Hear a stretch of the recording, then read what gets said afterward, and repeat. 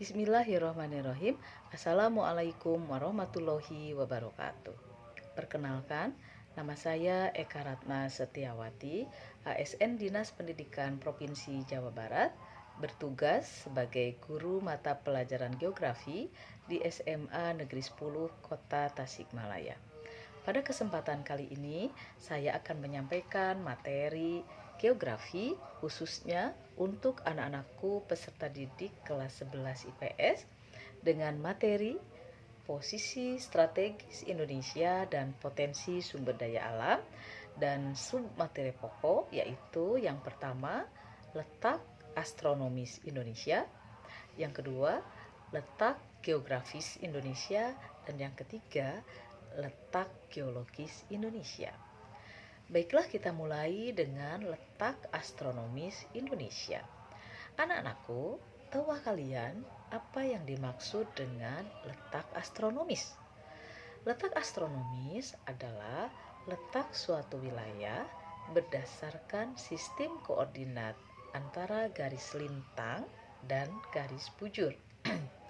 Garis lintang adalah garis imajiner atau garis hayal yang mengelilingi bumi secara horizontal, membagi bumi menjadi dua bagian yang sama, yaitu belahan bumi bagian utara dan belahan bumi bagian selatan pada titik 0 derajat garis lintang atau yang kita kenal dengan garis ekuator.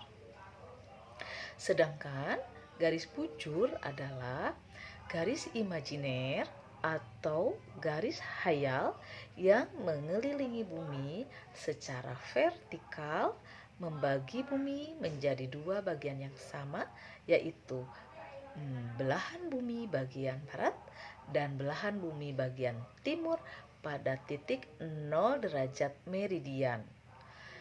0 derajat meridian ini melintasi kota Greenwich, salah satu kota yang ada di negara Inggris. Anak-anakku, secara astronomis Indonesia berada pada 6 derajat lintang utara dan 11 derajat lintang selatan dan berada di antara 95 derajat bujur timur dan 141 derajat bujur timur. Selanjutnya, letak geografis. Letak geografis adalah letak suatu wilayah berdasarkan kenyataannya di muka bumi.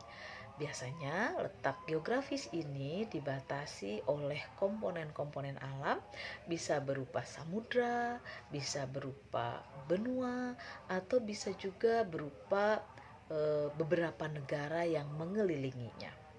Nah, Indonesia secara geografis berada pada posisi silang dunia atau dikenal dengan istilah World Cross Position. Nah, wilayah kita ya, wilayah NKRI yang kita cintai berada di dua persilangan. Yang pertama, kita diapit oleh dua benua. Di utara ada benua Asia, di selatan ada benua Australia, dan diapit oleh dua samudra. Di barat ada samudra Hindia dan di timur ada samudra Pasifik. Selanjutnya adalah letak geologis. Letak geologis adalah letak suatu wilayah berdasarkan struktur atau komposisi batuannya di muka bumi. Secara geologis, Indonesia merupakan bagian dari pegunungan muda Mediterania di barat dan pegunungan muda Pasifik di sebelah timur atau yang disebut dengan Sirkum Mediterania dan Sirkum Pasifik.